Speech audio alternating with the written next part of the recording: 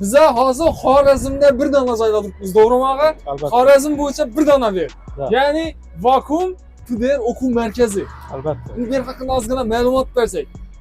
Bizani o'quv markazimiz Urganchda joylashgan, Chekkapani ko'chada, hamma biladi, o'sha mashhur Turk bozori ko'chasida. Rostdan ham og'a, ya'ni aytib o'tdingiz, bu haqida to'liq reels ham chiqadi. $1000 dan $3000 topsa bo'ladimi bu kasbda? Kerak bo'lsa undan ham ziyod. Bundan ziyod. Bizlar hozir o'zlarimiz O'zbekistonda u pulni topsa bo'ladi. Lekin shu bizning sohamizni yaxshilab bilgani boshqa davlatlarda, ya'ni Dubaylarda, Rossiyada, boshqa bir davlatlarda bundan ham kerak bo'lsa 3000 dan to $7000 topsa bo'ladi.